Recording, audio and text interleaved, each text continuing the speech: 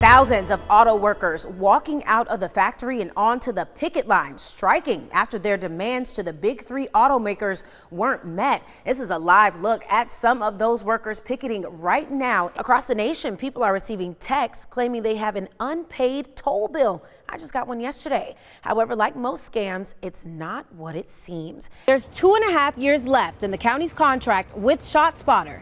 The device has drawn controversy all across the country, but Sheriff Davis says here in Macon, it's already having a positive impact. I also called Commissioner Paul Bronson, who's over this area 7 times, to talk about what's happening here.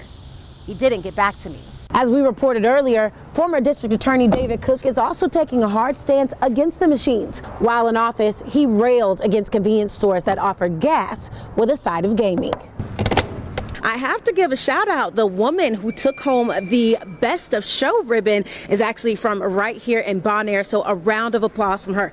But I've got everybody's favorite photographer, Perry Smith, behind the camera, and we're gonna walk over here so I can introduce you to a group that I met a little bit ago. They are the Crossroads Quilt Guild, and they're from right here in Perry. They're actually raffling off this beautiful blue quilt. But one of the other cool things they're doing, so when you're inside this building, they have live demos going on, but these ladies, they don't just have a live demo going on, it's interactive. They let you stitch your own, help me out, Miss Wheeler, what's it called again?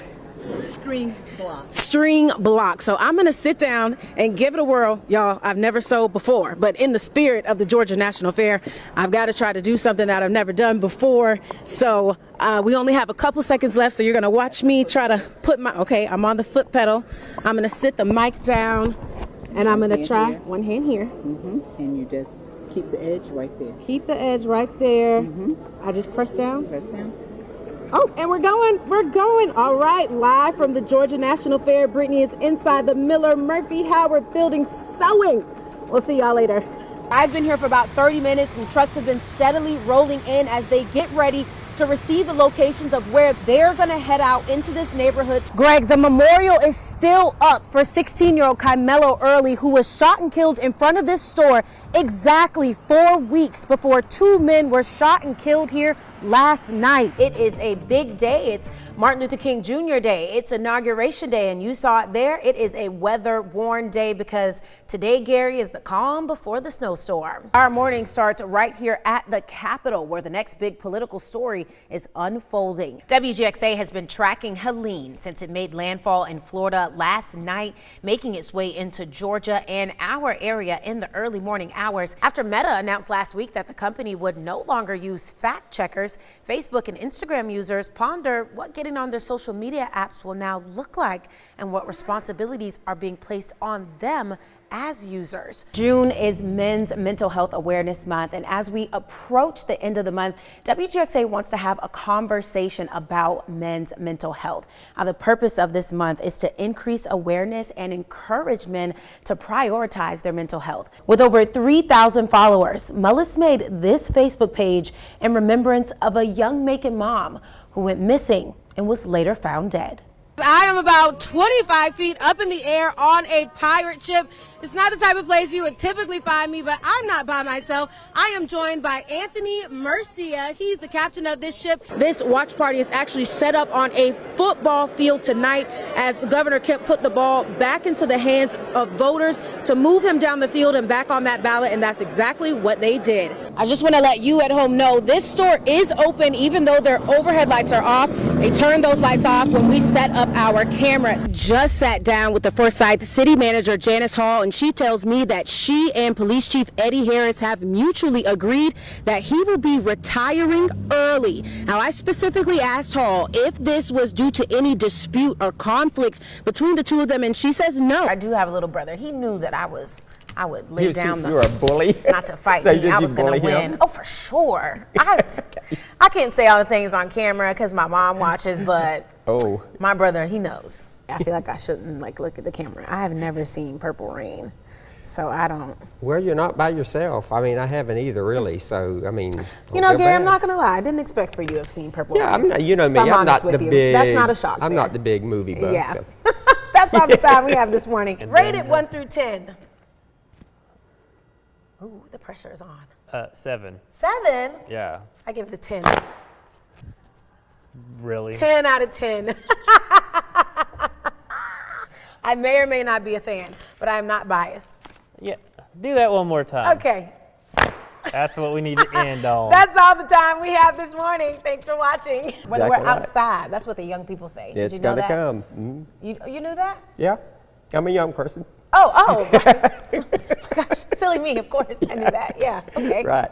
Well, what's it looking like outside, young man? And in a follow-up to a story we brought you Monday, District Attorney Anita R. Howard weighed in on criticism from Byron's police chief over police officer James Carroll's indictment. Macon Bibb's 6-man race for sheriff may be down to 4. A Board of Elections member confirming for WGXA that 2 candidates may be disqualified. It's 6:15, time for some consumer news. Home insurance companies are spying on your house from the sky. And in some cases, this aerial view means you may be dropped from your home insurance policy. Veterans defend our country and protect us from harm, but many of them have been harmed by the same weapons they used to protect us. Consumers and their shopping habits have changed. You know that. And you no longer have to wait until Black Friday or Cyber Monday to find the best deals. Today is a national day of mourning. In the next few hours, the nation's 39th president and Middle Georgia's own Jimmy Carter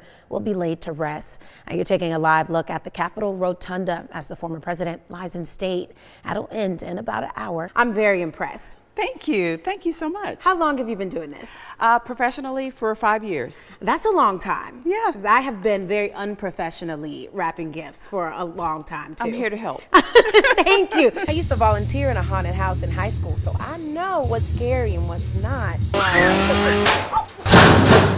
Bloody Mary deviled eggs. Bloody Mary deviled eggs. Now, this So- is a family-friendly recipe, so there won't be any of the fun stuff in it. There's no fun stuff, but the flavors are fun, That's so right. it'll be okay. It's a good data gathering tool. It's a good tool to let the crooks know we know what you're up to. ShotSpotter. It's been listening in Macon for almost a year and a half. Put up in undisclosed locations. When a shot is fired, the sensors are supposed to notify the Bibb County Sheriff's Office within 60 seconds. Since it's been in town, ShotSpotter has recorded over 8,000 incidents of shots fired in Macon. Keep in mind, that's only in the places where the device is installed, covering about 7 square miles of the county's 255. Before the sensors went live, the sheriff said it'd be worth it if just one life was saved. Sometimes we found tragedy at the end of those ShotSpotter calls where somebody's been shot or somebody injured or that sort of thing. There's 2.5 years left in the county's contract with ShotSpotter. The device has drawn controversy all across the country, but Sheriff Davis says here in Macon, it's already having a positive impact. But we've noticed ever since we've had the ShotSpotter system, the numbers of shots fired has been declining. It continues to decline.